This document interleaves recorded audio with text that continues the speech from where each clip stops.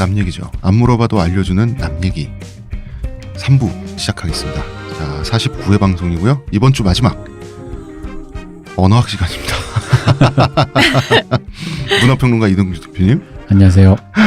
의문의 그녀 시온님, 안녕하세요. 예, 자, 천황인가 일왕인가, 예, 좀 뜬금없이 이렇게 시작이 됐는데 3부의 주제는 아니 어떻게 그 영화 어라이벌 컨택트에서 옆나라 입헌군주의 네. 호칭 이야기로 뛰나라고 생각을 하실 수 있는데 우리가 통섭이란 걸 한번 해보려고 그렇게 됐습니다. 뭐 통섭이라고도 하고 그냥 어디 인문학 어디서 이거를 뭐 아무데나 용복감 뭐 이런 식으로. 아무데나 갖다 쓰는 거지 그냥.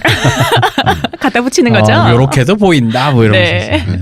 근데 요새 뭐 4차 산업혁명도 그렇고 이제 뭐 이공계 분야와 인문학 분야가 서로 이제 넘나들고 뭐 하는 거에서 융복합이라고 하고 산업 쪽에서는 그다음에 이게 사실 좀 된 용어라 네. 새롭게 뭐 우리가 뭐 융복합이니 통섭이니 이런 말을 해봤자 그냥 하나만 하는 소리인데 안희정 지사가 갑자기 통섭 얘기해가지고 이 단어가 갑자기 네. 확 갑자기 또 이렇게 올라왔어요. 그래서 막힘없이 여러 분야에 두루두루 통한다. 자 그럼 우리가 그걸 한번 해볼까? 저희도 한번 해볼까요? 예, 광고 듣고 와서 저희 자뻑하겠습니다. 저한테서 뭐 달라진 거 느껴지지 않나? 뭐요? 아니 그 내 반짝반짝? 머리에서 반짝반짝이 아니라 빽빽. 흑채가 맞다 이거. 흑채는 아닙니다. 그럼 뭐 한방? 사람의 머리카락은 동물의 털이라는 거지. 그래서 동물 세포로 모근을 복원한다는 거지. 어떻게 돼? 가능합니다. 티스템 연구소의 동물줄기세포 배양액은 거짓말을 하지 않습니다. 나 이거 되는 거 보고 진짜 충격받았다니까. 지금 티스템 두피 클렌저와 두피 에센스를 검색해보세요. 과학이 당신의 모발에게 주는 선물, 티스템입니다. 자, 일본의 그분, 그 양반 미스터 아키토? 이 남자를 천황이라고 부르면 안 되는 건가? 일왕이라고 불러야 하는 거 아니냐? 우리 게시판에도 이제 질문이 왔고요. 여러 번 해주셨잖아요. 예, 우리가 한 번 또 이야기를 하기도 했는데, 자, 테드 창의 왜 이래? 테드 창의 원작과 영화를 떨려? 그런가 봐. 이걸 풀어봅시다. 천황인지 일왕인지 구분하는 것도 좋지만 그 핑계로 인간의 언어학적 사유에 네. 대해서 인류는 지금까지 고민을 해왔어요. 이걸 좀 재미나게 이야기해보자는 거고요. 일단 먼저 그냥 딱 짚고 넘어가겠습니다. 천황은 고유명사죠. 그렇죠. 그런데 역대 천황을 역임한 사람들 사이에서는 직업명이죠. 그렇죠. 일반 명사인데 그냥 간단히 고유명사라고 하면 이 명사가 가리키는 대상이 분명히 있죠. 지금은 아키토죠. 네. 이 사람을 천황이라고 부르든 일왕이라고 부르든 덴노라고 하든 지칭의 대상은 같단 말이에요. 그렇죠. 아키토죠? 그런데 가리키는 방식을 달리할 필요가 있는가? 여기가 이제 철학적인 고민의 시작인데 이야기를 하기 위해서 먼저 테드 창의 내 인생의 이야기, 영화 네. 컨택트가 차용한 언어에 대한 인문학적 이론들을 알아보자는 거죠. 네. 언어 상대성 이론이라는 게 있습니다. 혹은 네. 언어 결정론이라고 하는 가설이 있어요. 네. 이 가설과 테드 창의 원작은 원래부터 맞닿아 있습니다. 대표적으로는 사피어 워프 가설이라고 하죠. 네, 영화에서도 그 용어는 그대로 네, 나오죠. 얘기하죠. 네. 예.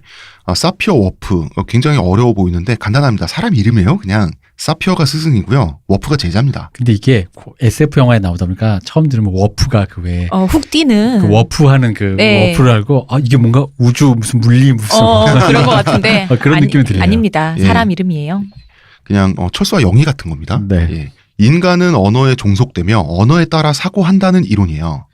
그래서 이 영화의 여주인공은 과거, 현재, 미래가 동시에 쓰여지는 외계인 문자를 이해하면서 미래를 보게 되는 거예요. 그렇죠. 예.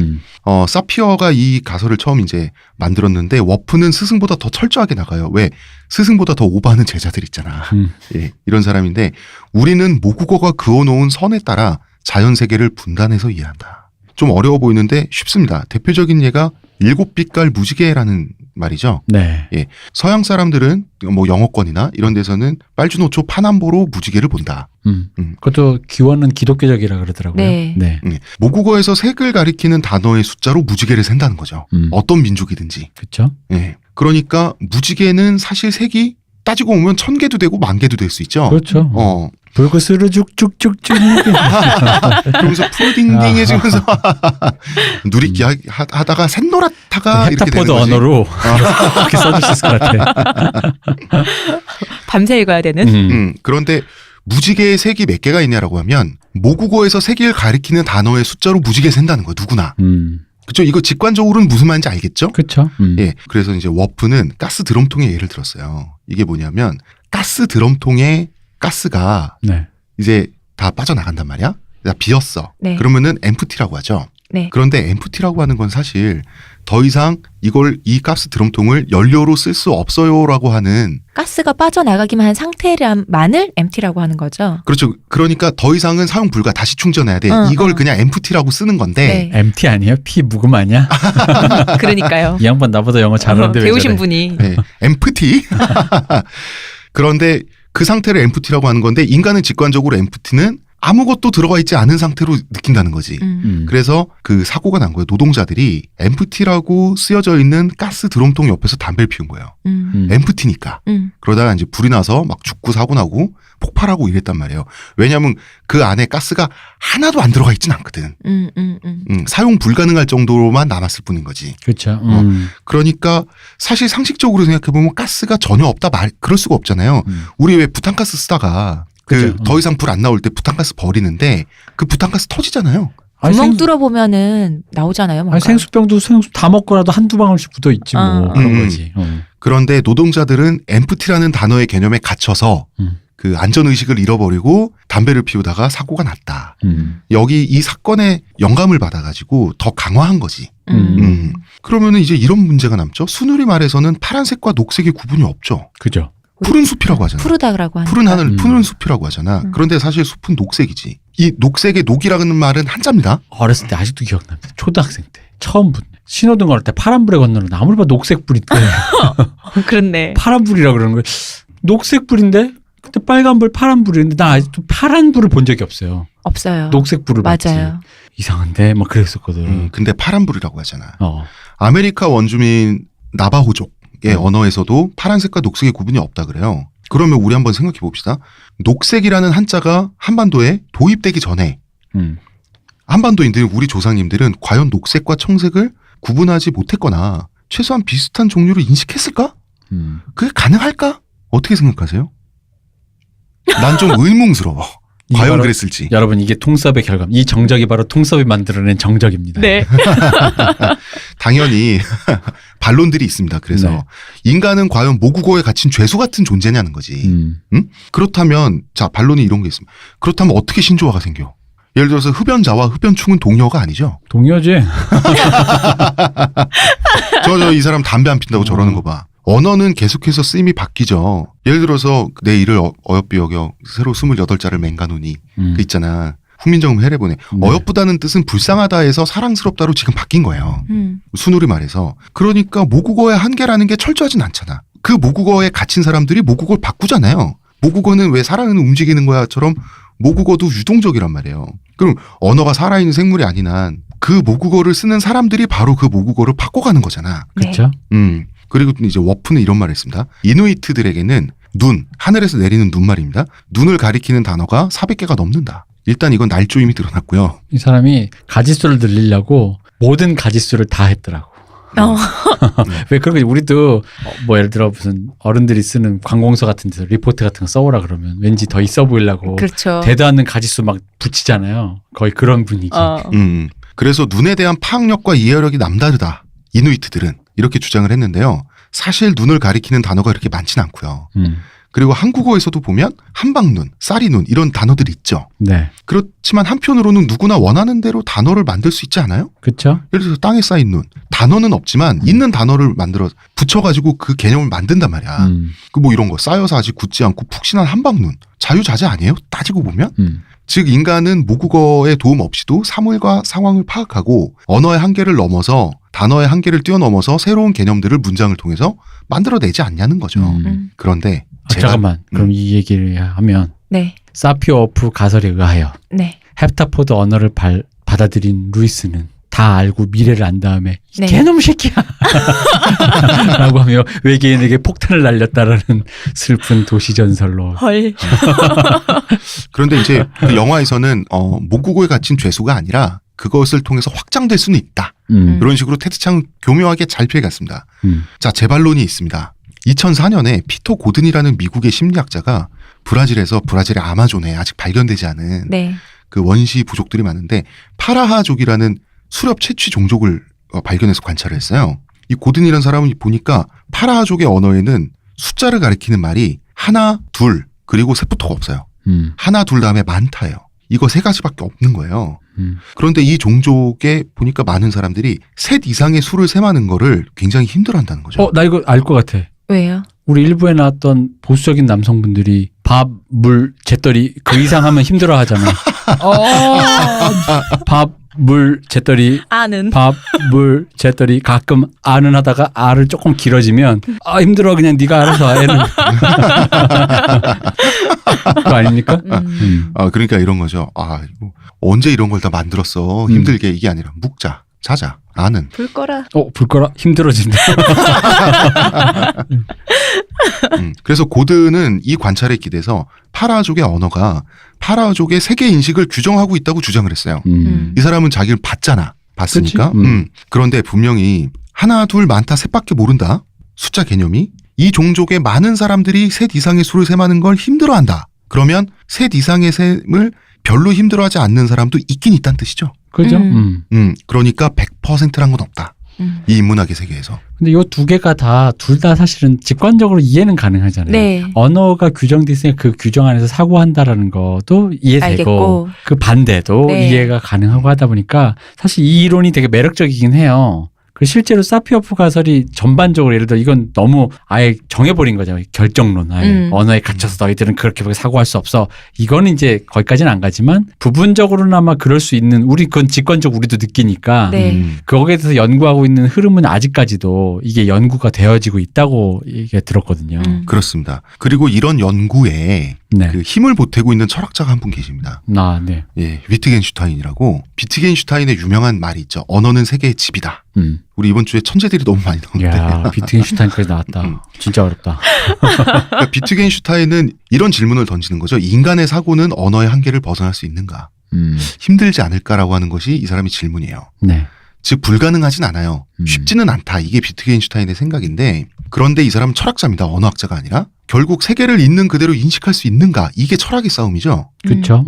언어학은 언어와 인간의 인지 능력과의 관계를 다루는 거예요. 그러니까 인간과 세계의 본질 사이의 감각을 고민한 게 기존의 철학이죠. 네. 예를 들어서 우리가 보는 옥수수 수염차, 광동 옥수수 수염차와 잠자리가 보는 이 광동 옥수수 수염차는 다르죠. 그렇죠. 겹눈이니까 걔네는. 네. 그렇죠.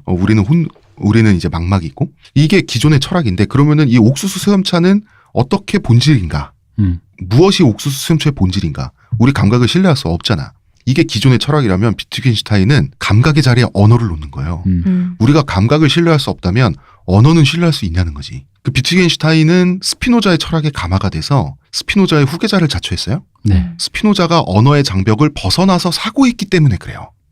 그렇기 때문에 언어의 장벽을 벗어난 사람이 있다면 다른 철학자들은 언어의 장벽에 이 사람만큼 자유롭지 못했구나. 이게 사고의 출발점이에요. 그렇죠. 그러니까 우리가 요 얘기를 하는 이유가 이게 왜냐면 저도 그랬거든요. 네. 철학을 만약에 좀 관심 있어 공부하다 보면 갑자기 후기 이제 근대 철학 이렇게 현대 철학에 보면은 언어학자들이 등장한단 말이에요. 네. 그럼 되게 당황해요. 언어학은 왜 어학 같잖아. 어학. 예, 예. 뭐 갑자기 철학 존재 사유하다가 갑자기 대명사 이럴 수는 없는 이런 느낌이 든다. 솔직히 실제로 그래요. 네. 왜 밑도 끝도 없이 철학 얘기하는데 왜 언어학자들이 얘기하지? 나왔냐. 근데 그게 뭐냐면 홍 작가님 설명하듯이 언어라는 것이 무언가를 규정하는 건 맞거든요. 그것에 의해 규정되는지 그게 규정되어지는 건지는 모르겠으나 규정하는 건 맞아요. 이것이 물이다. 이것이 뭐 공기다. 이런 식으로. 근데 그거 자체가 굉장히 불안정한 속성을 가지고 있고 심지어는 그게 단순히 아주 객관적으로 이건 물입니다가 아니라 우리 아까 이 에피소드의 맨 처음으로 돌아가서 네. 일왕이냐 천왕이냐라는 걸로 사람의 세계와 생각을 가두면서 심지어는 그걸로 싸움이 나잖아.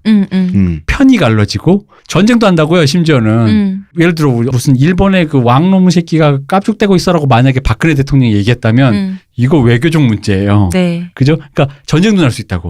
단순히 말인데. 근데 거기에는 어떤 개념이 있냐는 거지. 단순히 말인데 어떤 개념? 그것이 우리가 그 언어를 통해 사고하는 개념이라는 거죠. 그러니까 철학적 얘기가 들어갈 수 있다. 들어갈 수 있어요. 어떤 얘기냐면 모든 언어에 한국어도 그렇고 중국어도 그렇고 모든 언어에 나라는 1인칭 주어가 있죠. 네. 그러니까 나라는 1인칭 주어 이미 존재하기 때문에 우리는 나라고 하는 게 실제로 존재하는 실체라고 생각해요. 언어가 먼저 있으므로 그게 당연히 있을 거라고 생각하지. 그러니까 고유한 나 자신이 있어야지. 왜냐하면 예를 들어서 내가 사고가 나서 파란 쪽을 잃었어요. 그래도 나는 나잖아. 그러니까 이 신체에서 분리된 고유한 나 자신, 나 그 자체가 있어야 된다고 생각을 해. 여기서 영혼의 개념이 나와요. 그럼 이 영혼은 어떻게 존재하느냐? 이게 서양 철학자들의 생각인데 스피노자는 그런 게 없어. 그러니까 나라고 하는 장벽을 벗어나서 사고하니까 모든 게 나 자신도 우주의 과정이고 다 우주의 일부이고 그래서 일자란 말을 하잖아요. 시공간 주체도 이 우주라고 하는 것은 그냥 하나인 거예요. 그래서 신은 창조주죠. 서양에서. 네. 자연은 피조물이죠. 네. 신이 만든. 그러니까 서로 대치되는 개념이죠. 이 언어의 한계를 벗어나서 사고하잖아요. 그럼 데우스 시베 나투라, 신즉 자연이 되는 거예요. 그러니까 생산자로서의 자연 나투란스는 우리 스피노자 특집에 다 얘기했죠. 네. 생산되는 자연, 소산적 자연인 나투라타인 거예요. 각자 다른 양태일 뿐이지 둘은 하나인 거예요. 그러니까 모든 게 창조주가 하나야. 있고 창조주가 창조한 대상이 있는 건데 그렇게 인식해 왔는데 네. 그 자체를 그 언어의 틀을 깨면 창조한 사람과 창조당한 사람이 아니라 그러니까 그냥 그 자체. 그 자체. 음. 그러니까 스피노자 너무 천재인 거지. 이걸 보고 아예 스피노자가 철학을 사유한 방식으로 책을 써요. 비트겐슈타인이. 이런 게 언어 철학입니다. 네. 그러니까 언어 철학과 언어학은 다르죠. 언어학자들은 언어학이라는 게 인문학으로 들어가 있어요. 그런데 언어학자들 자신은 스스로 과학자라고 생각해요. 그래서 이걸 교정하고 싶었어. 요 특집 하면서도 요 말을 해주고 싶어. 왜냐면 이번에 컨택트에 달린 댓글 중에 인터스텔라 팬들에게 향한 어떤 외침이 있었거든요. 베댓으로. 드디어 문돌이가 해냈다. 맞아. 그런 얘기 있었어요. 근데 여러분 언어학은 사실 과학의 영역이 가깝습니다. 이과에 가깝습니다. 거기서 나온 루이스 씨는 이과학자에 좀 더 가깝다. 굳이 그리고 따지자면. 원작자인 테드 창 자신도 이 사람 굉장히 하드한 SF 작가잖아요. 네. 이 사람도 문돌이보다는 과돌이에 가까워요. 네, 그래서 문돌이가 해냈다는 사실 뭐 드디어 문도를 위한 SF가 나왔다 이런 얘기 있었는데 근데 사실 테드 창 정도 되면 아니래요. 이제 이 사람이 이미 문과 쪽이나 이과 쪽이나 완전히 통섭이 돼 있어요. 그죠. 물론 이제 컨택트를만 한정해서 얘기해 주자면 문돌이라기보단 일일 드라마 매니아를 위한 SF가 나왔다라고 난 얘기해 줄 수 있다. SF라는 거 왠지 그런 애들이나 보거나 무슨 너무 이상한 거 멀리 가거나 멀리 가는 그런 거 아니라고 하면서 왜 그런 거 싫어하시는 어른들도 난 네. 장담하는데 컨택트 보여드리면 어른들도 좋아하실 거라는 생각해요. 주변에 어린 친구들보다는 나이 좀 있는 분들은 다 좋아하시고 그래서 저도 그래서 권해드렸어요. 그리고 나보다 좀 특히 애 더 키우는 분들한테는 진짜 권해드렸어요. 특히 나는 벅찼지만 오히려 그분은 더 담담하게 받아들이실 것 같아요. 이미 알고 있었던 그럴까? 것처럼. 나는 그랬을 것 같아요. 꼭 보시라고 부부 함께 보시라고 권해드렸어요. 뭐 그런 생각이 듭니다. 자, 청취자 여러분, 지금까지 너무 학문적이었던 것 같으니까 우리 슬슬 현실의 예를 들어볼게요. 자, 비트겐슈타인은 철학의 영역에서 그리고 사피어 워프 이 사람들은 이제 그 과학적인 영역에서 그 언어는 인간의 사고방식에 지대한 영향을 우리 생각보다 많이 끼친다라고 하는 거잖아요. 그죠? 그건 직관적으로 우리도 다 이해할 수 있잖아요. 네. 현실의 예. 자, 영어권 사람들 있죠? 한국에 와서 가장 극혐하는 게 두루마리 휴지예요. 식당 같은 데 가면 두루마리 휴지가 식탁에 올라가 있고 우리 그걸로 입 닫고 하니까. 그걸로 입도 닫고 그러잖아. 근데 사실 단지 휴지일 뿐이잖아요. 그죠? 한국어로 이 휴지는 두루마리 휴지죠. 형태적 특징으로 이름이 붙여져 있죠. 네. 둘둘 말려 있으니까 영어에서는 토일렛 페이퍼예요. 화장실 휴지. 휴지입니다. 그래서 그 휴지를 보자마자 직관적으로 떠오르는 기호는 화장실과 변이죠. 그러니까 걔들은 이 휴지가 화장실에 변에 한번 담궜다가 꺼내 좀 느껴지는 거지 뭐. 그래서 좀 친해지면 어느 정도로 이 사람들이 성질 내냐면 제발 그걸로 코 좀 풀지 말라고. 거기서 너는 코 안에서 콧물이 아니라 똥이 나오냐 이런 식인 거지. 그 모습이 이 사람들한테는 극혐인 거예요. 아, 진짜 그래? 나 그 얘기를 들은 적이 그럼 티슈로 풀어야 되는 거야? 네. 제가 참. 내가 쓰고 싶은 거 쓰게 그것도 냅둬. 지역에 따라 다르겠지. 미국도 엄마한테 어떻게 교육을 받았냐 이런 것들 다르겠지만 언어가 사실 예를 들어서 토일렛 페이퍼라기보다는 이게 롤페이퍼라고 만약에 하는 문화권이나 가정에서 자랐다면 그 거부감이 덜 하겠지. 시호님 왜 웃어요? 왜 웃어? 아니 톨로페이퍼를 쓰잖아. 너는 왜 화장실 휴지를 여기서 쓰니? 너는 화장실 대체 뭐 쓰니? 우리 이렇게 입 같은 거 따. 무슨 혼자서 또 이상한 생각했어. 혼자 지금 이분이 통섭하다 안드로메다 가셨어. 그 마른 옥수수 이파리, 옥수수 껍데기. 옥수수 껍데기. 며느리 뒤닦기 이런 그 풀 있잖아 이런 거. 그런 거. 혼자 또 멀리 갔어요. 그러면 화장실이 수목원처럼 돼 있고. 자, 또 다른 현실의 응용을 해보면 자, 사실 언어 상대성 가설 혹은 언어 결정론은 현재에 와서 완전히 폐기되지 않고요. 완전한 보편적 진리라고 하지도 않아요. 그러니까 그 중간 어디쯤일 거라는 거지. 이 지점이 어디냐. 여기에는 언어학자들이 동의해요. 이 중간 지점을 찾기 위한 싸움이 현대 언어학의 과제예요. 그래서 그걸 멘탈리즈라고 그러나요? 멘탈리즘.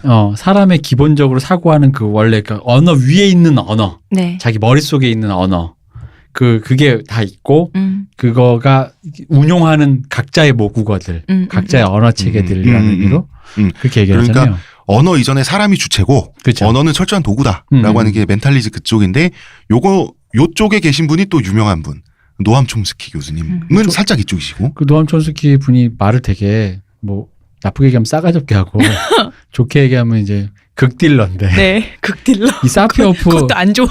근데 그게 최대한 그분을 좋게 얘기해.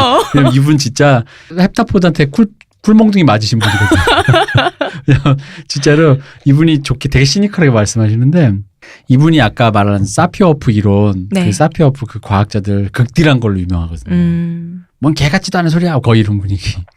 언어 결정론의 관점에서 쓰여진 또 다른 유명한 그 SF 원작 소설이죠. 네. 조지 월의 1984년. 아, 이거 하니까 또 안 좋은 기억이 생각납니다. 왜요? 저희 아버지가 제가 어렸을 때 그래도 조금 그냥 동네에서 조금 그냥 똘똘해 보이니까 1984년에 실제로. 네. 1984년에 이 조지 월의 1984라는 소설이 우리나라에서 유행했어요. 이 조지 월의 묵시록도 소설인데 외국의 대문호가 쓴 소설인데 지금 1984년 아니냐 이러면서 그러다 보니까 우리 아버지는 이 내용도 모르고 선물로 주신 이 거예요? 책을 샀지. 그래서 난 줬지. 근데 나는 그때 어릴 때였거든요. 어린이 빨갱이로 만드시려고? 아니지. 이 책이 되게 야해요. 아, 그래요? 이 책 되게 야해. 왜냐면 억압된 사회에서 자유로운 프리섹스와 뭐 어떤 그런 쪽으로 이제 그 메타포를 저걸 미리 잡았거든요. 내가 알았었어야 되는 건데.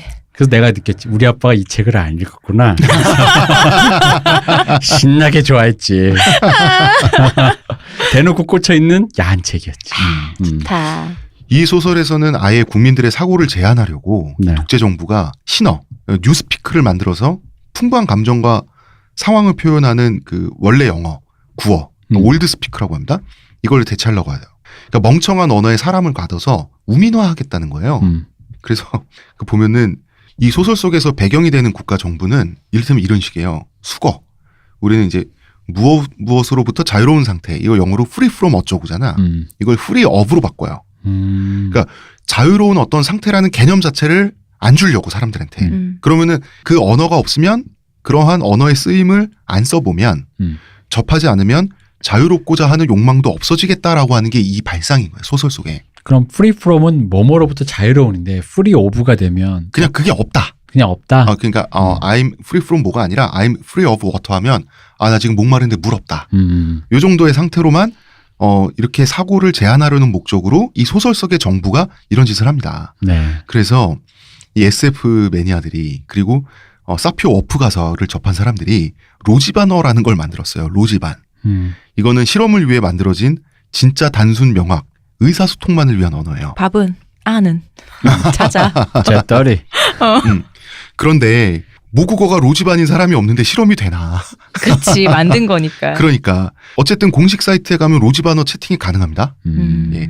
그런데 로지반어 만약에 실험을 하려면 어떤 애가 태어나잖아. 한 100명, 1000명 정도를 실험군을 만들어서 로지반어로만 애들을 키워야 돼. 그렇죠. 듣는 것도 말하는 것도 쓰는 것도 다. 그리고 한 세대, 두 세대, 3세대, 4세대까지 어떤 신조어를 만들고 이 그룹 내에서 해야 돼. 이거 인격적인 문제가 있잖아. 여기 완전 파시스트다.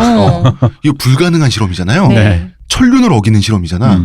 만약에 그래서 그 정말 우민화에 성공이 되면 실험 결과는 나오지만 그 사람들은 뭐야? 우민이지 뭐야. 맞아. 우민이네. 이 실험을 직접 나서서 해주고 있는 국가가 있습니다. 두둥. 북한입니다. 이 미친 가까이 왕조는 계시는군요. 말이죠. 조선 문화어, 표준어를 문화어라고 합니다. 북한에서. 조선 문화어 사전에서 자유의 정의를 빼버렸어요. 화끈하다. 역시. 자유 대신 해방만 정의돼 있습니다. 그러니까 여기서 해방은 미제국주의로부터 독립적인 상태가 해방이에요. 네. 다른 해방의 뜻이 안 들어가 있어요. 그래서 요즘 나이가 그렇게 많지 않은 북한 주민들은 자유라는 단어도 해방으로 인식을 한대요. 그래서 자신들은 해방돼 있고 자유롭다고 믿고 있대요. 이런 카더라를 저는 들었습니다. 자유롭냐? 자유로우십니까? 우리 자유롭지. 물론이죠라고 한다는 거지. 그러니까 해방과 자유로는 단어가 들어간 문장을 쓸 때 남한 사람들하고 의사소통할 수 있잖아요. 개성공단이나 이런 데서 의사소통이 안 된다는 제가 증언을 들었습니다. 카더라긴 한데 증언을 들은 거예요. 무섭지 않습니까? 근데 이게 만약에 이 상태에서 만약에 북한이 개방이 안 되고 한 세대 두 세대가 지나가잖아요. 그러면 로지바너 실험 해주는 거예요. 이거 전 세계 모든 인류학자들이 언어학자들이 내가 봤을 때 이 북한을 예의주시하고 있지 않을까. 이 학자들은 또 촉이 빠르잖아. 그래서 영화에서 한국에 컨택트 렌즈가 안 왔군요. 멀지 않은 곳에 왔어요. 그러니까. 저 밑에.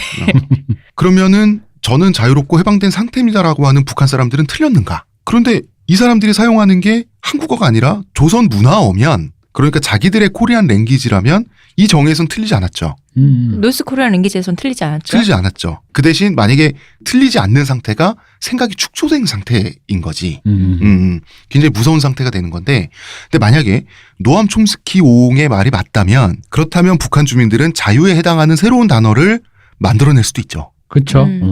그리고 기존의 다른 단어를 가져다 쓸 수도 있죠. 예를 들어서 우리나라로 치면 80년대까지는 썰렁하다라고 하는 말이 날씨에 관한 게 전부였어요. 근데 이제는 재미없는 농담이나 좀 이렇게 그 말 그대로 그 상황이 썰렁해지는 거 있잖아요. 뜻없는 그 상황을 표현하는 말이 됐죠.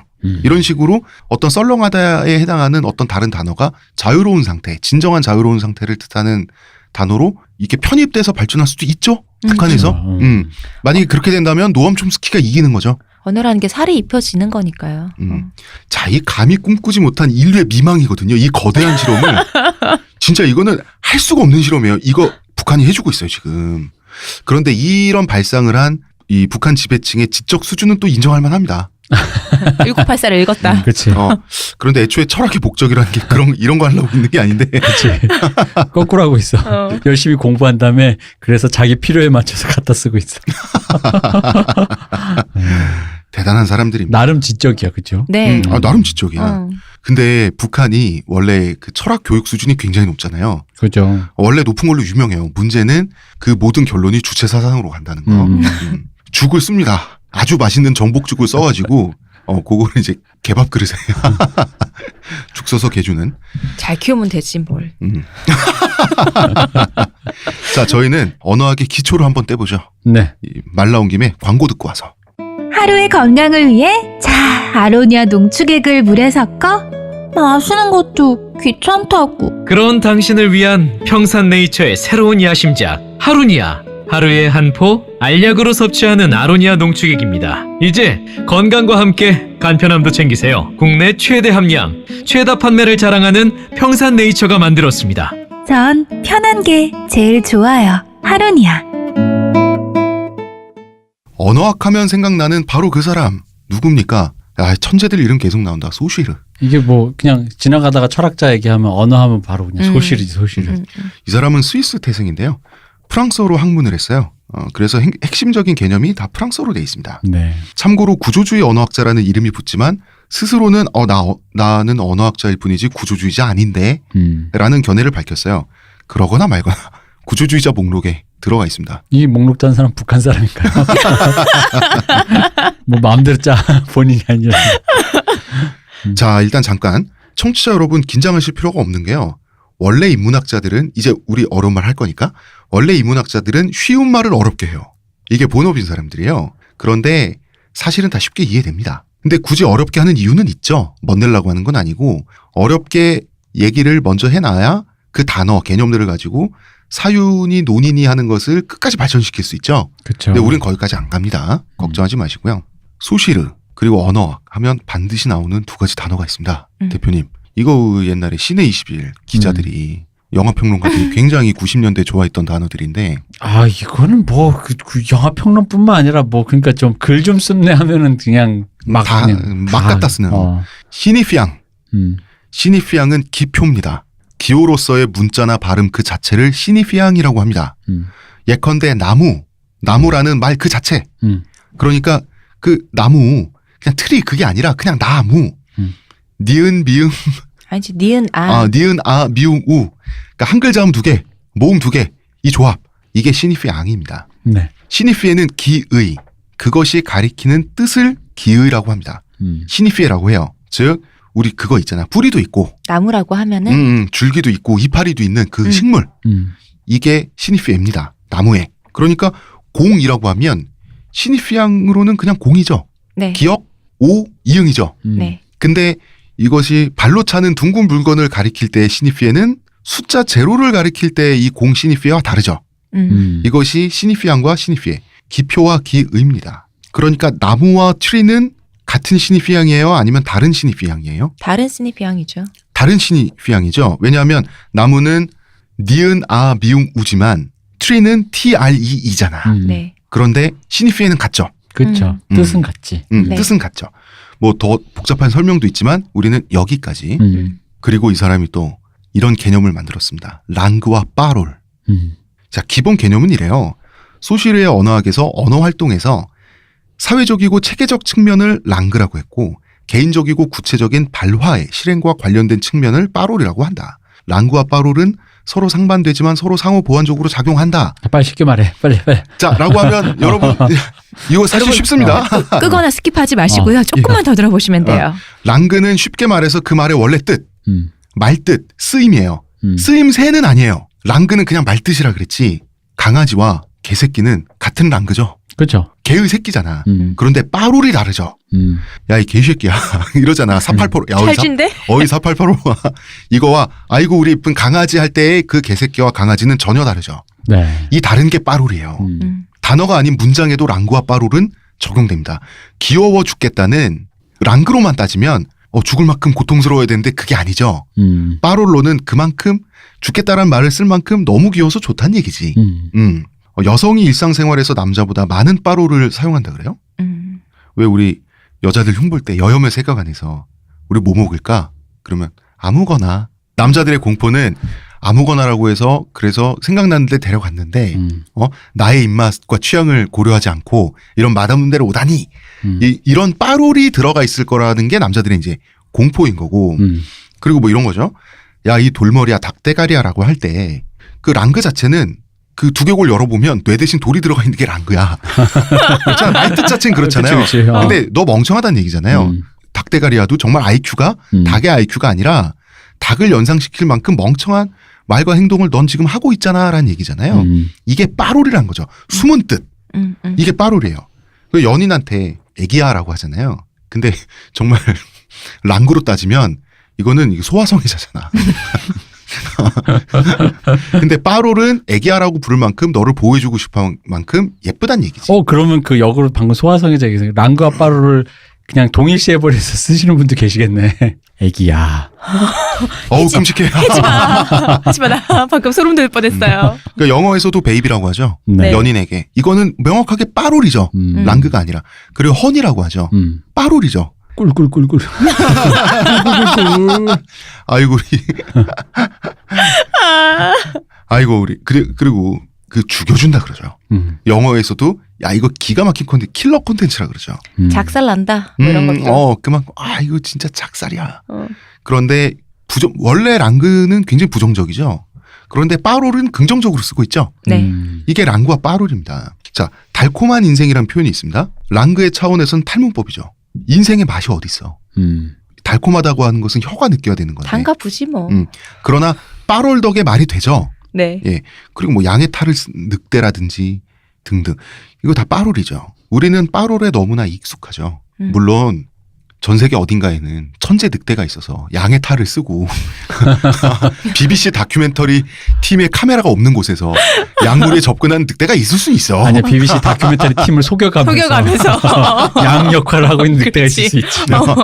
그런데 우리가 양의 탈을 쓴 늑대란 표현 쓸 때는 사람에 대해서 쓰죠. 그죠?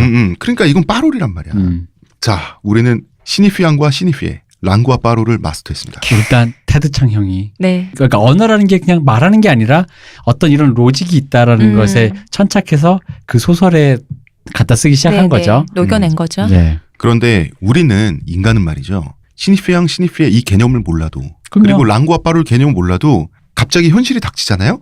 그러면은 이거 다 응용하게 돼 있어요. 그죠. 예를 들어서 설명을 해보겠습니다. 노래방 있죠, 노래방. 네. 네. 자, 간판에 그 업소명 자체가 노래방이라고 돼 있잖아요. 그러면은 그 도우미 하시는 분들이 못 나온대요. 우리 길 걷다가 보면 있는 법적으로. 거 그거 말씀하시려고 그러는 거죠. 예. 노래 바의 밑에 하트 있고. 이응이 아니고 그렇지. 하트. 그러니까 누가 봐도 노래방이야. 노래바에 하트를 이응 자리에 하트를 넣어. 그러면은 그 이응을 비튼 거라고 우린 생각하잖아. 근데 업주 입장에서 이거 노래 반대요. 이렇게 되는 또 거예요. 우길 수 있는. 그러니까 이제 그 도우미 아가씨들 부를 수 있는 거야. 근데 기호적으로는 노래 방으로 읽혀질 수 있는. 기표와 기, 그 다음에 랑그와 빠로를 다 뒤섞여가지고 법망을 피해서 정교하게 장사를 해보겠다고. 그러니까 여러분 궁하면 통한다고. 그러니까 이분들은 다 랑그와 빠로를 쓰고 있습니다. 그럼요. 그 비슷한 게 항문외과. 이게 보통 아마 일반 의원에서는 어떤 자기들이 진료하는 그곳을 이름으로 붙이지 못하거든요. 그러니까 항문이란 말을 쓸 수 없는데 치질이나 수술하거나 이런데 근데 기역을 이응 마냥 동그랗게 간판에 약간 항우를 읽히게 하는 데가 있어요. 사실은 근데 학문인 거예요. 원래 이름은. 근데 항인 거 마냥 한 데가 있거든요. 요런 것도 그런 거죠. 시니피안과 시니피에. 네. 랑그와 빠로리. 네. 아주 그냥 요런 복잡하게 식으로. 얽혀 있군요. 그러니까 인간은 이걸 다 이미 쓴 거죠. 그러니까 없는 걸 만든 게 아니라 소실은 우리가 다 쓰고 응용하고 있는 거를 밝혀낸 거죠. 잠깐 근데 끄집어낸 거지. 이 예를 들으니까 나 갑자기 내 존재가 너무 허망하다는 걸 느끼고 왜요? 있어. 내 존재의 하찮음에 대해서. 왜? 아니 누구는 선형적 세계관과 다가올 비극에 대한 받아들임과 뭐 이런 거 하고 있는데 나는 노래방, 학문외과 이러니까 내 존재 너무 하찮대요. 얘가 생각나도 이런 거 생각나는 우리가 너무 하찮고 안 하려면 너무 하찮고요. 제가 얼마나 하찮냐면 이 사실을 알고 나서 노래방 간판들을 그렇게 보고 다녔어요. 네. 즐겁죠. 별의별 꼼수가 다 있습니다. 진짜 그 꼼수 진짜 많더라고. 노래방의 그 방의 비읍을 하트로 그리는 거예요. 누가 봐도 노래방으로 읽히잖아요. 근데 그거 쌍비읍으로 우길 수도 있는 거예요. 노래빵? 그 노래빵인 거지. 우리 노래방 아니라 노래빵인데요. 그래서 도우미 아가씨 부르는데요. 노래빠. 그리고 노래바도 있어. 노래바. 그러니까 경찰의 입장에서는 속이 뻔히 보이지만 못 잡는 거죠. 왜냐하면 법리라고 하는 것은 그렇죠. 시니피앙, 기표를 가지고 해야 되는데 기을을 갖고 놀고 있으니까 안 되는 거예요. 우리 이러고 있습니다. 안 하려면 진짜 하찮다. 저 이렇게 하찮아요. 자, 우리 애초에 이제 그 천황 얘기부터 시작을 했죠. 네. 천황과 일왕은 다른 시니피앙이죠. 네. 왜냐하면 천황은 글자 생긴 게 다르잖아요. 글자 생긴 게 다르잖아요. 그럼 다른 시니피앙, 다른 기표예요. 그런데 천황과 일왕은 같은 시니피에죠. 저 같은 걸. 근데 이제 언어학적으로 들어가면 유사 시니피에다라고 하겠지만 같다고 하겠습니다. 우린 네. 쉽게 가야 되니까. 네. 왜냐하면 지칭한 사람이 그 사람이잖아. 네. 그렇죠. 그러니까 나무나 트리나 바로 그 종류의 식물을 가리키듯이 천황이나 일왕이나 그 사람을 가리키잖아요. 미스터 아키히토. 같은 시니피에. 천황과 일왕은 같은 랑그죠. 그렇죠. 네. 말뜻은 같잖아. 예를 들어서 사랑해와 알러뷰는 랑그는 같아요. 천황과 일왕은 그런데 다른 빠롤이죠. 이 빠롤이 문제가 되는 게 호칭 논란이죠. 그렇죠. 그러니까 천황이라고 부를 때와 일왕이라고 부를 때 들어가 있는 우리 감정이 다르잖아. 일제와 외정도 마찬가지죠. 일제 시대냐 외정 시대냐. 자, 외정 시대가 왜 문제가 되는 겁니까? 왜 문제가 되나요? 아니 일제 시대가 왜 문제가 되냐고. 외정 시대도 문제라고 하지 않나요? 그러니까 원래 외정 시대라는 말이 나온 것 자체가 일제 시대라는 게 그 일본을 너무 높이 쳐주는 이것도 것 쳐주는 같으니 거라서 이거를 깔기 위해서. 그 일을 외로 격화하고 그런 거죠. 제를 정으로 격화해서 외정 시대다. 그러니까 외정 시대라고 말하려고 하는 움직임들이 있는데 근데 왜는 거의 무슨 소련인 로스케, 중국인 짱꼴라, 일본 놈 왜 쪽발이 외구 뭐 이런 느낌의 너무 하찮은 외인. 언어 아니에요? 왜 자체가? 그렇습니다. 사실 그렇기 때문에 우리가 여기까지 얘기를 한 거예요. 빠롤은 쓰는 사람, 쓰는 문화권에 따라서 유동적으로 변하죠. 네. 즉 일왕 혹은 외정시대라는 표현 속에 들어간 빠롤은 우리의 쓰임새예요.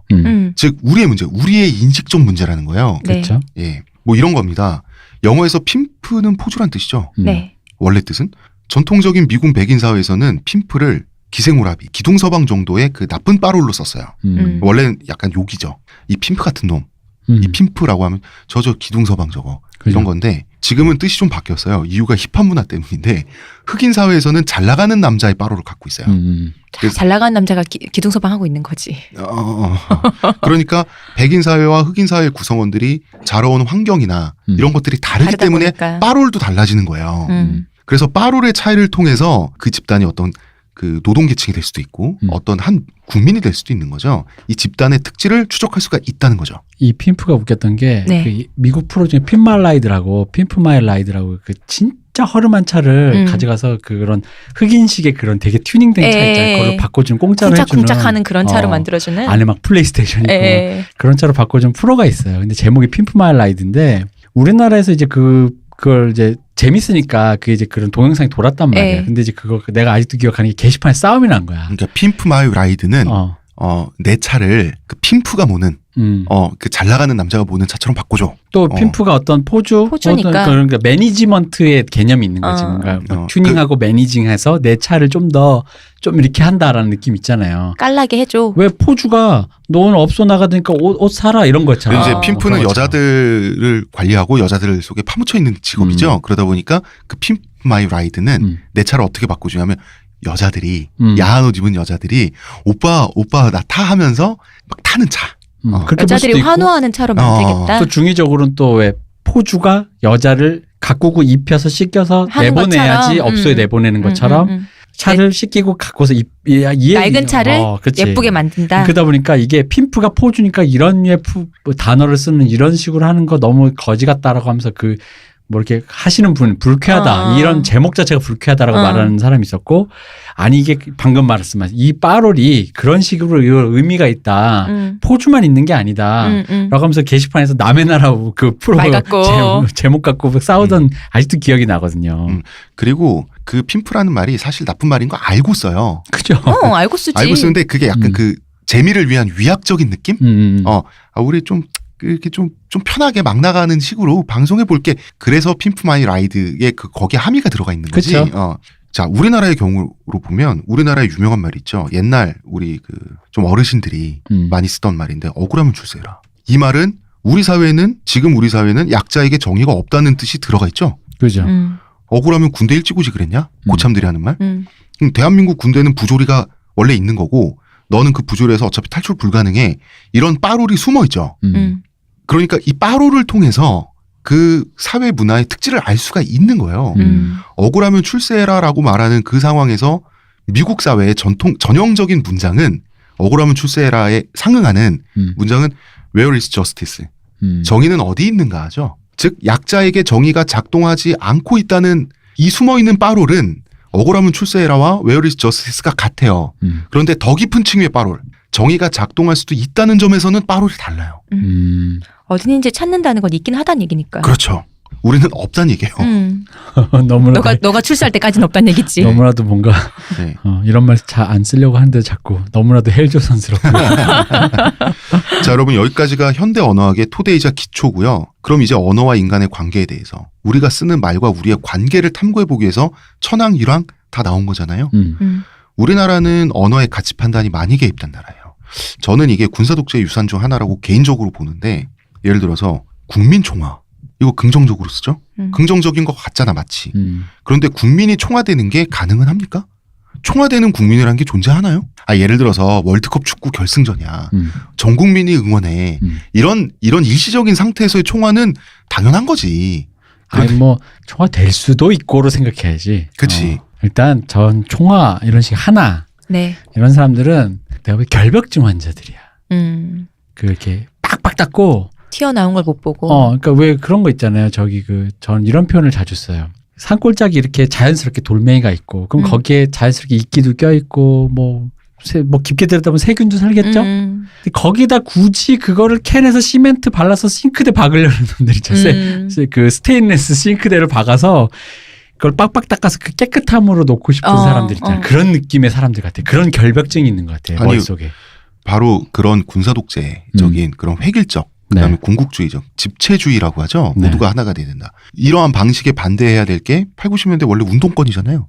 운동권 내부에서도 우리도 똑같이 단결해서 반항해야 돼. 그러니까 개인주의적이다. 맞아. 이거 좋은 말이거든 사실. 근데 운동권 내부에서 제일 싫어하는 말이 너는 참 개인주의를 중시하는구나. 이거 욕이에요. 그 앞에 우리 일부의 사연처럼 너 이기적이다는 말도 같이 쓰자 이걸. 맞아요. 혼동해야 쓰지. 사실 그 개인주의를 보장받기 위해서 운동해야 되는 거 아니에요? 다양성과 개인주의를 보장받기 위해서 운동하면서 이게 정치도 그렇고 족보도 그렇고 군사 독재 어떻게 우리나라 근대사에서 족보가 꼬여서 그래요. 건조하게 그 자체로 받아들여져야 할 단어들이 이상한 빠롤들이 들어가 있어요. 긍정적 혹은 부정적이 되는 경우가 많은데 대표적인 게 선동적이다. 말만 들어도 나는 가슴이 선닥선닥. 다리가 미실미실? 네. 언제쯤 유머야 이 사람아. 하찮다 안 할라. 잘못. 언어학을 하니까 방송이 되게 하찮아지고 있어. 운동도 대자보도 연설도 다 선동적이어야 되는 거 아니에요? 선동 자체는 가치 중립적이에요. 선동은 말 그대로 행동을 이끌어낸다는 뜻에 불과해요. 좋은 행동을 이끌어내는 좋은 선동이 있고 나쁜 행동을 이끌어내는 나쁜 선동이 있는 거지. 선동 자체가 어떻게 나쁠 수가 있어. 착한 선동. 이미 앞에 수사를 하나 더 붙이는 게 웃겨. 그러니까 그런데 이제 군부 독재 그 세력의 언어 프레임 자체가 먹혀들었죠. 그래서 선동적이라는 말을 들으면 그래 선동이 뭐 어때서? 라고 대답하는 게 아니라 이 운동권 혹은 데모하는 사람들 이쪽에서도 이건 선동 아니에요 라고 말한단 말이야. 아니 데모하는데 누군가 앞에 나가서 구호 외치고 또 연설해. 이건 선동이에요. 리딩을 하겠다는 건데. 군사 정권에서 선동이란 말은 이꼴, 죽창, 찔러, 재산 몰수, 내 재산 빨갱이. 다 뺏겨. 화염병. 그런 거잖아요. 그래서 선동이라는 말을 정치적으로 군부 독재 세력이 선동이라는 말에 무조건 부정적인 빠로를 잘 입혔다. 정치적 색을 잘 입혔죠. 잘 입혀가지고 저 선동한다, 선동적이다. 선동이니까. 그렇게 하면은 그 말을 들은 사람들이 뭔가 어버버하게 만드는 데 성공한 거예요. 그죠. 여러분 투표합시다. 선동적이래잖아. 그러니까요. 아니 투표하지 않은데 그럼 투표하지 민주주의 마. 사회에서 투표를 해야지. 그리고 선동적이죠. 선동적이어야죠. 어. 문제는 선동이란 말 자체가 아무런 그 문제도 없는 말이라는 거지. 그리고 최장집 교수님의 김일성의 남침은 역사적 결단이었다. 그죠. 이거 되게 유명한 사건이죠. 네. 역사적 결단 맞아요. 음. 그 공산주의라고 하는 게 그 역사성을 갖고 있잖아요. 공산주의라고 하는 게 그 역사 발전의 완성 단계가 공산주의라고 하잖아. 그리고 이 그 모든 한반도의 적화를 위해서 내가 남침한다. 결단이죠. 그죠. 역사적 결단이죠. 역사적 결단이죠. 그 역사 속에서 굉장히 유명해진 네. 어떤 결단이 돼버렸죠. 근데 역사적 결단이라는 말 자체가 몹시 웅장하고 멋있게 들린다는 이유만으로 최장집 교수 날아가고 그죠. 필화 사건이 일어났습니다. 역사적 결단이라는 함의 속에 마치 아름답고 위대하고 긍정적이고 무한히 존경받아야 될 결단이라는 느낌의 의미로 해석을 한 다음에 최장집 교수는 그러면 김일성의 그 결단을 아름답고 웅장하고 위대하고 존경한 결단이라고 표현한 거냐라면서 사람을 도매금으로. 빨갱이네. 그러니까 최장집 교수는 쓰지도 않았고 쓸 생각도 없었던 빠로를 지들이 넣어가지고 그러니까 그걸로 최장집 교수를 날려버린 거죠. 자기가 보고 싶은 걸 보는 거죠. 비슷한 경우 박유하 교수님의 그 책에서 이분이 이제 그 위안부 할머니들을 모욕했다 이래서 엄청나게 고초를 받았고 지금도 받고 계신데 이 책에 그 위안부 여성들과 네. 일본 군들은 동지적 관계였다라는 그 구절이 딱 하나 들어가요. 그런데 최장식 교수님도 그렇고 박유하 교수님도 그렇고 학자들은요 단어를 쓸 때 드라이하겠어요. 그 단어 자체의 가치 판단이란 게 잘 개입 안 해요. 여기에 가치 판단이 개입하면 위안부가 성적 착취에 동의했다는 식의 프레임 씌우기가 되는 거예요. 그죠. 그러니까 이것은 그 손희상 문화평론가인가요? 그분이 쓰신 글에 잘 표현이 돼 있어요. 네. 그러니까 뭐냐면 이렇게 표현할 수 있죠. 예전 아우슈비츠를 찍은 사진에 네. 또 아우슈비츠 수용소에 갇혀있던 사람들도 웃고 있는 사진이 있대요. 그거를 맥락적으로만 생각을 하지 않으면 굉장히 충격적인 사진이 돼버리는 거예요. 그렇죠. 아우슈비츠는 고통과 아우슈비츠를 즐겼어? 근데 그곳에도 사람은 살고 밥은 먹고 방구를 끼고 그 순간에 드는 고통을 잊기 위해서 담배를 나눠 피거나 웃을 수 있다라는 거죠. 거기에는 인간이 살고 있었다는 거죠. 우리는 거기서 인간이 살고 있었다라는 걸 알아야 되는데 어떤 환경이든 생활 환경이었으니까. 그렇죠. 그렇다면 아무리 끌려왔었을 저 이영만리 타지에서 누군가는 성적 무슨 위안부로 끌려왔고 누군가는 진짜 무슨 뭐 잔디밭 캐 먹으면서 풀 먹으면서 전진하라고 완전 그 국가주의 노예로 끌려온 네. 사람이라고 하더라도 그리고 심지어 그 둘 다 불쌍하지만 그 안에서도 위계가 종행자여서 네. 그 일본군 남자에게 착취당하는 여성이라 하더라도 그 사이 안에서도 그들끼리의 그런 어쨌든 죽지 않으려고 발버둥치는 사이 안에서의 동지적 관계가 있을 수 있다는 거죠. 이런 의미의 동지적인 거라는 거죠. 근데 그 동지가 그 동지는 뭔가 좋은 거야. 평등한 거야. 자발적인 거야. 이런 식으로 빠롤이 들어가서 박유하 교수를 속된 말 좀 쓰겠습니다. 조지는 거예요, 사람들이. 왜냐면 여기 동지라고 하면 그가 마치 일본군이 위안부 여성을 혜택을 주고 케어해주고 위안부 여성은 적극적으로 위안부 적극적으로 동참하고 제국주의에 동참하고 우리 잘한다 일본 놈 이거 하고 옆에서 미국 놈 죽이자 이거 했었을 것 같고라는 식의 어떤 역할들을 다 여기다 집어넣는 거죠. 오히려 박유하 교수님은 이 표현을 왜 썼냐면 일본 제국주의가 이만큼 부도덕한 시스템을 갖고 있다 이 정도로 그것을 명시적으로 드러내기 위해서 동지적 관계라는 표현을 썼어요. 그래서 이 동지적 관계라는 표현과 함께 이 파트를 보고 일본의 진보적인 지식인들은 우리는 정말 반성해야 된다라는 얘기까지 나왔어요. 그런데 이게 정작 우리나라에서는 마치 그 친일 부역자처럼 박유하 교수님이 이게 돼버렸는데 굳이 얘기하면 이거예요. 그러니까 그 제국주의와 그 이제 인권을 말살하는 그 극한의 현장에서 그 자기 자신의 그 마지막 자존이라고 해야 될까? 네. 인간으로서 네. 그거를 위해서 그 벼랑 끝에 서 있던 사람들이 그들조차도 서로에게 피해자이고 가해자이고 그랬던 사람들이 자기 자신의 자존을 위해서 뭐랄까 결탁했던 어떤 의미의 제한적인 관계를 가리켜서 얘기한 거죠. 근데 그들이 그런 관계를 가지기까지는 바로 말씀하신 제국주의적 시스템에 그 무언가가 있었는데 그런 앞에 이 구구절절한 얘기를 다 빼고 동지다. 우린 친구였어. 아니 책 한 권을 다 날려버리고. 그러니까요. 요 문장만 나 문장만 우린 나와서. 친구야 신난다 이거 뭐. 근데 이런 말 하잖아요. 그럼 또 누가 그런다? 내 다음 뉴라이트. 도대체 다음 말을 친일파. 근데 뭐 말을 할 수가 없어. 내다뇽. 이를테면 이런 거죠. 대한민국 80년대 부부관계는 여성차별이 심했죠. 그런데 부부는 통치적 관계이기도 하죠. 그럼 당시 결혼한 여성들이 여성차별에 동의한 게 되나요? 전혀 말이 안 되잖아.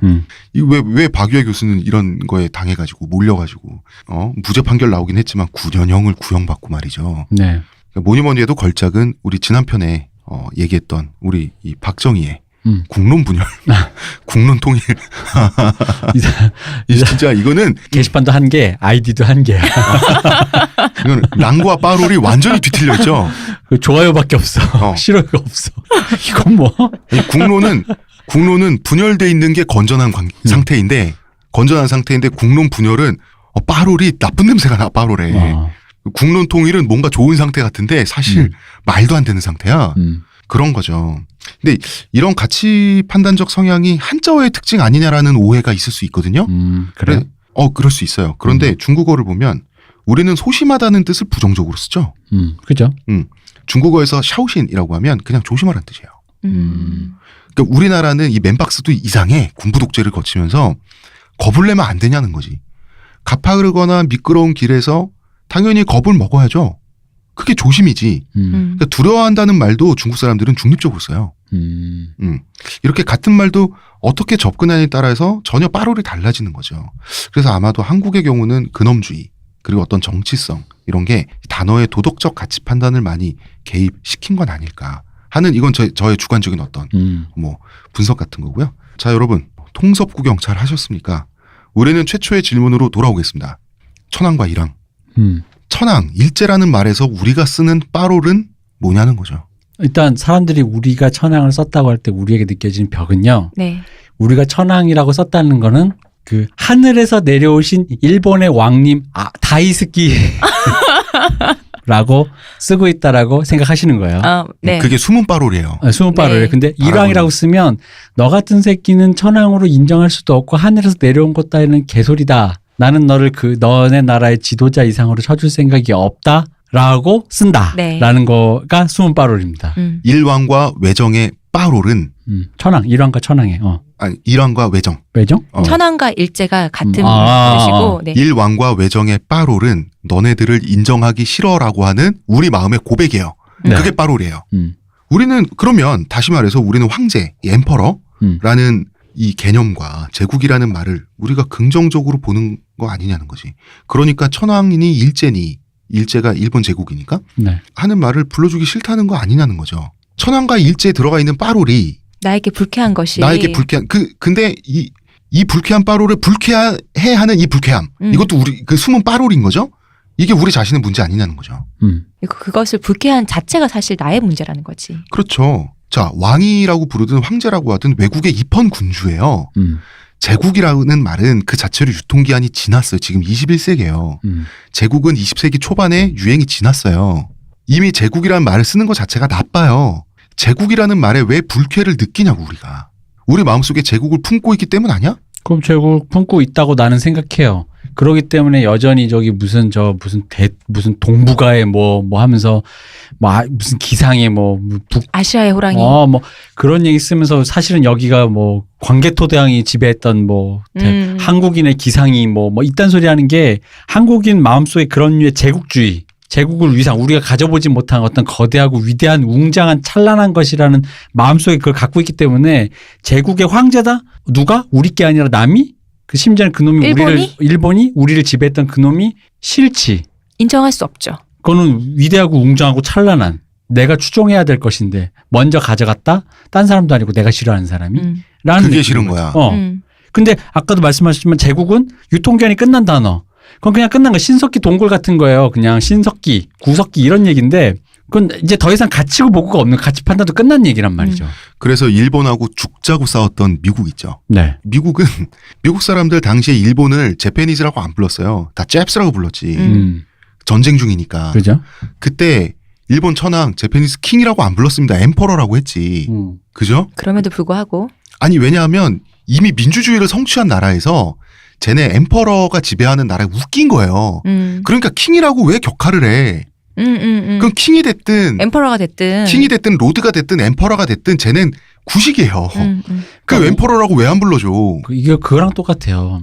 기독교 신자 분들에게 네. 하늘에 계신 우리 아버지잖아. 근데 무신론자가 만약에 그거를 싫어하잖아요. 내 마음속에 이거 불쾌감이 있으신 분 그건 무신론자가 아니지. 혐신론자지. 혐신론자라면 느개비가 되는 거예요. 그잖아. 근데 우리 솔직히 혐신론자가 아니고 무신론자시면 유신론자인 어떤 분이 와서 하늘에 계신 우리 아버지라고 했을 때 그거 불러줄 수 있잖아. 그래 너네 아버지. 그래 하늘에 계신 너네 아버지 혹은 하느님이라고 했는데 내가 무신론자라서 신 따위가 없어라고 생각하더라도 하느님이라고 부른다고 해서 내가 그걸 굳이 하느님이 아니라 느개비로 굳이 그렇게 바꿔야 될 적개심은 무엇냐는 거지. 그럼 적개심의 그 근원이 뭐냐는 거죠. 자, 제국주의 자체. 특히 20세기의 제국주의 그리고 그중에서 특히나 일본이 추구했던 제국주의. 이 제국주의는 잘못된 거예요. 이건 역사적으로 세계적으로 국제적으로 결론이 났어요. 네. 그러면은 이게 당연히 잘못된 거를 잘못됐다라고 생각하는 빠롤이 숨어 들어가 있잖아요. 그럼 일제라고 부르고 천황이라고 부르는데 아무런 문제가 없어요. 그죠. 오히려 내가 그렇게 너네 천황이 아직도 천황이라 부른다며라는 거에 비아냥이 섞일 수가 있어요. 오히려 그게 맞아야 되는 거예요. 니네 되게 전근대적이다 사람들이. 우와 니네 진짜 오래 간다. 요거 일본 용어로 바꿔서 얘기하면 니네 민도가 되게 낮아. 뭐 이런 식 있잖아. 그런데 천황 인정할 수 없어. 황은 좋고 위대한 상태니까 왕으로 깎아내리겠어. 일제가 아니야 외정이야 라고 하니까 사실 그 안에 들어가 있는 빠롤은 부럽다잖아. 왜냐면 우리가 졌다잖아. 그거 해줄 수 있는 사람 내가 인정할 수 있는 어떤 사람이 되어야만 하는 것이라는 어떤 가치가 들어가 있는 지위 혹은 명칭이라는 거죠. 근데 난 이건 인정할 수 있어. 예를 들어 천황이 리터럴리 말 그대로 네. 하늘에서 이렇게 하늘의 아들이니까 일신교 기독교 신자가 천황이란 말을 못 부르겠다면 난 그건 인정해 줄 수 있어요. 아 그렇지. 그거는 종교적으로 내가 종교적으로? 그건 동의할 수 없다. 그런데 이제 물론 그거조차도 나는 좀 웃깁니다. 네. 왜냐면 하지만 굳이 하면 굳이 본인의 교리를 좀 더 그렇게 딱딱하게 좁게 이렇게 해석하시겠다면 그건 인정해 줄 수 있다는 거죠. 그러니까 일본이 제국이었던 사실을 인정할 수 없어. 우리는 제국주의를 부정합니다.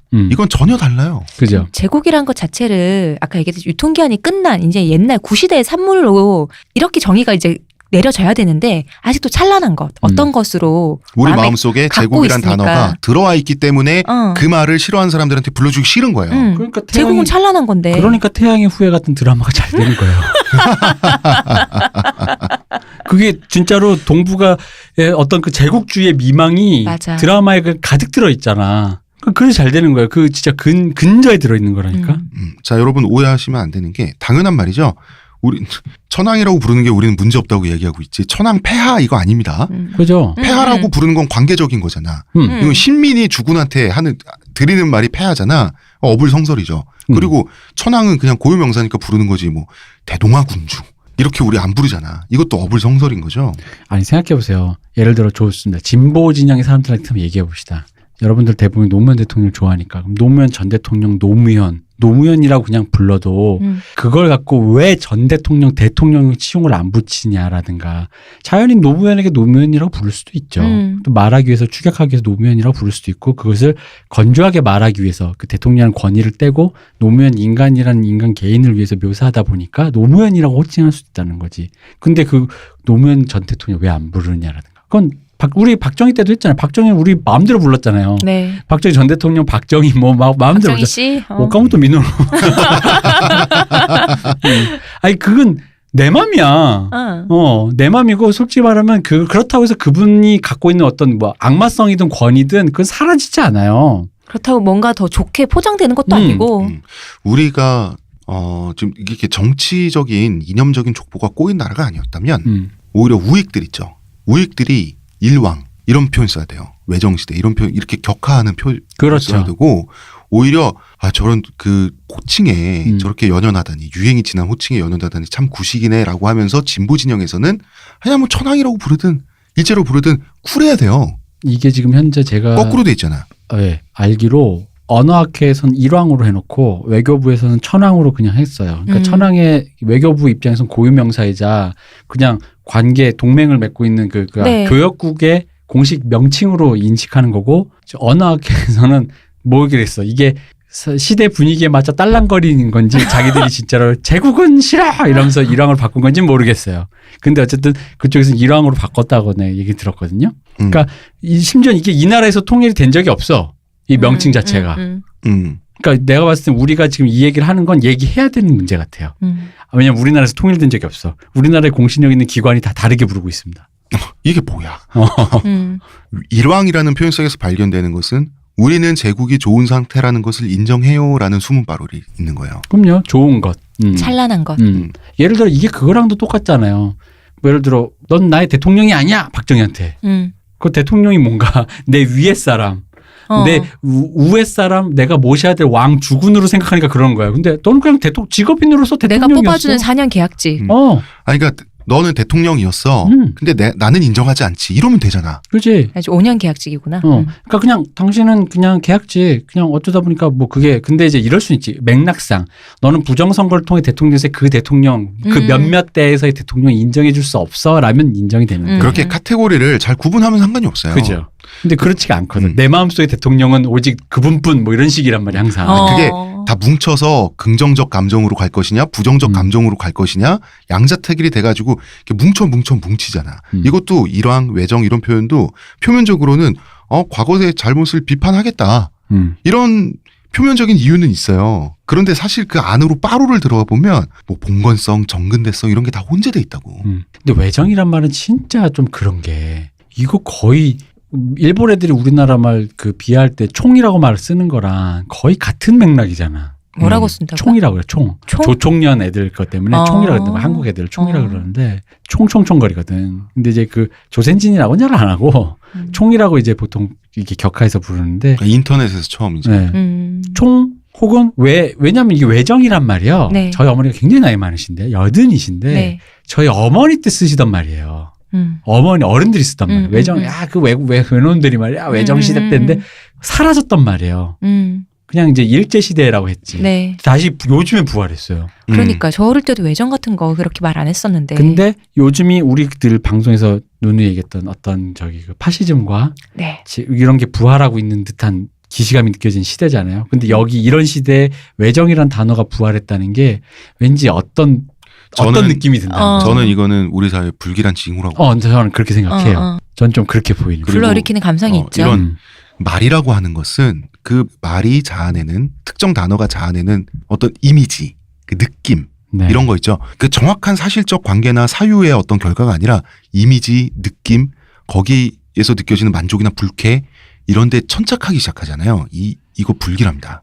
저는 이게 불길하다고 생각을 하고 그래서 굳이 이 얘기를 그래서 우리가 시작을 했었던 거예요. 네. 그래서 심지어는 그걸 걸러내기 위해서 하고 있는 불필요한 수고 내지는 불필요한 감정 소모.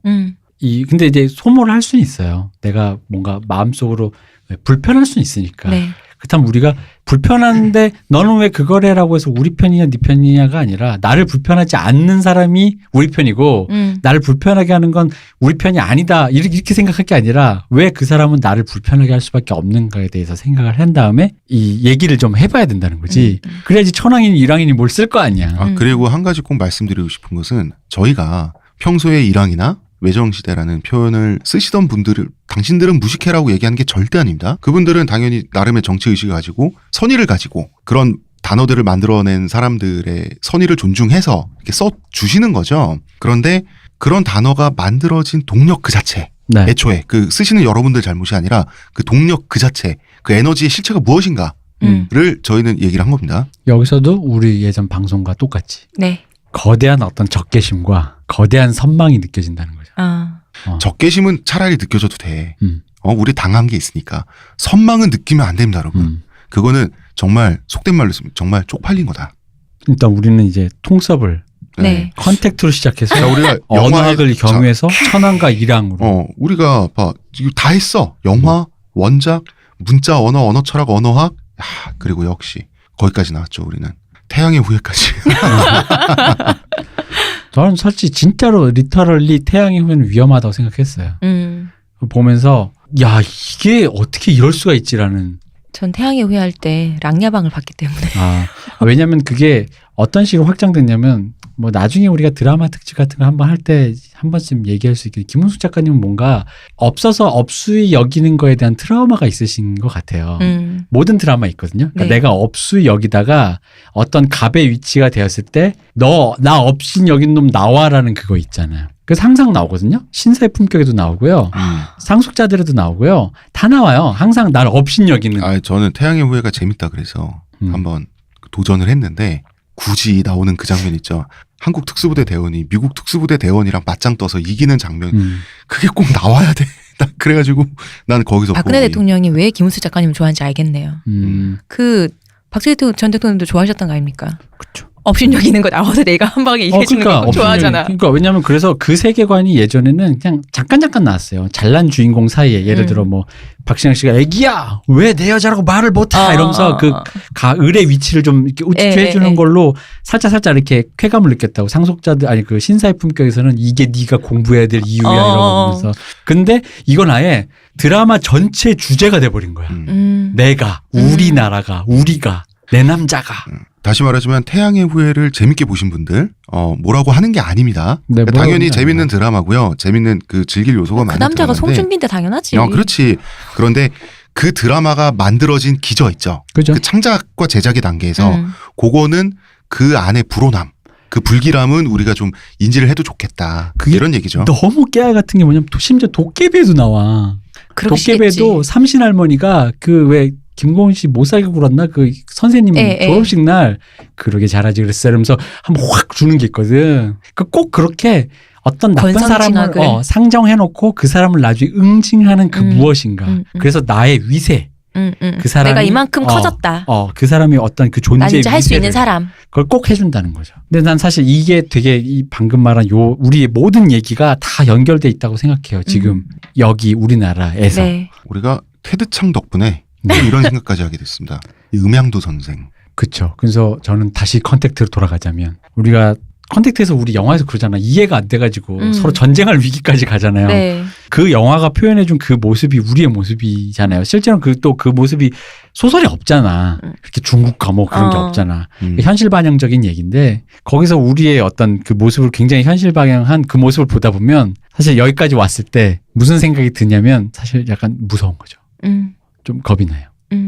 약간 사실 여기까지 나 이렇게 말을 해놓고 우리 딴엔 설득이랍시고 얘기를 했는데 근데 이게 일왕이라고 얘기 안 하고 이 천왕이라고 말하는 이 새끼 하면서 칼 맞을 것 같은. 나 왜냐면 세월호 리본 있잖아요. 받아서 가방에 그 얘기 하고 몇 번을 다니는데 했잖아요. 저도 그 얘기 했잖아요. 나 가방에 갖고 이렇게 다니는데 지하철에서 혹시 누가 이 새끼 하면서 칼집 놓을 나 솔직히 그런 겁 한번 먹어봤거든. 실제로 그런 일이 있었잖아요. 어떤 여자분은 에스컬레이터에서 어떤 뭐 60대인가 하는 분이 밀쳐갖고 굴러 떨어질 뻔했는데 주변 사람이 잡아줘서 안 넘어졌는데 그 사람도 그러고 도망가려고 그래서 잡았는데 왜 그랬냐고 했더니 세월호 배시 달고 있어갖고 그랬다고. 물론 제가 굉장히 무섭게 생긴 사람이라. 저는 사실 그런 실제적 위협을 가끔 저 생각해요. 약간 그런 여러 가지 시호님은 공포의 조심하세요. 심리가. 근데 그렇다고 해서 시호님은 내가 체구도 작잖아. 달고 다니지 않겠다는 것도 아니니까. 그러니까 그렇습니다. 그 여러 가지 공포에 직면하게 되는 걸 다시 한번 생각해 보는 시간이었다. 그리고 그 공포가 우리나라만 그러고 있으면 그런가 모르겠는데 봐. 근데 이게 전 세계적으로. 전 세계적으로 이게 지금 심화되고 있고 일본 같은 경우는 그 우경화가 이제는 매스미디어 만화나 애니 같은 매체에 반영이 되고 있더라고요. 아 정말 호러블하던데 일본 그 요즘 나오는 그 우파 계열 애니들 있죠. 굉장히 군사적이면서도 우리 유신 특집하고 있잖아요. 네. 그게 지금 다시 드러나고 있어요. 참 그렇습니다. 그래서 이 시대를 우리가 잘 버텨나가는 걸로 결론이 어떻게 해야 될지. 갑자기 우려듣지. 아니 근데 어쨌든 저희가 뭐 천황 일왕 때문에 일왕 쓰지 말고 천황 써 이 얘기가 아니라 서로 다른 거가 있으면 일단 저희들의 논리는 이거예요. 그러니까 우리 같이 얘기해보자 요거에 가깝습니다. 그러니까 이것도 몰랐지 이것도 모르고 일왕 쓰냐 바보야가 아닙니다. 우리가 천황을 쓰는 이유는 우린 그냥 이렇게 생각해서 그냥 아무렇지도 않게 쓰고 있다라는 걸 설명드린 네. 거예요. 꼬박꼬박 일왕이라는 표현을 쓰시는 저의 선배님이 계시고 그 선배님이 저보다 훨씬 훌륭하신 분이에요. 근데 일왕이라는 표현 하나를 그 선배가 고소한다고 해서 제가 뭐 그 선배의 어떤 지점에서 이기고 이런 게 절대 아닙니다. 이게 이기고 지는 문제로 우리가 이거를 얘기한 게 네. 아니라는 겁니다. 그렇습니다. 자 여기까지 할까요? 네. 이제 저희의 생각은 이랬습니다, 여러분. 외려 가치 판단을 하지 않기 위해서. 문화평론가 이동규 대표님. 잠깐. 그래서 네. 테드 창이 지적이다. 네. 요 말을 훌륭하다. 꼭 해주고 싶었다. 네. 이 사람은 작가님은 고려해 보시라 음향들을. 요 말도 해주고 싶었다. 문화평론가 이동규 대표님, 감사합니다. 의문의 교 시호님. 감사합니다. 두 분 어찌나 고마운지 저는 뭐해? 고마워서 감동하느라고 했어요. 네. 이런 제 얘기를. 저는 작가 홍대선이었습니다.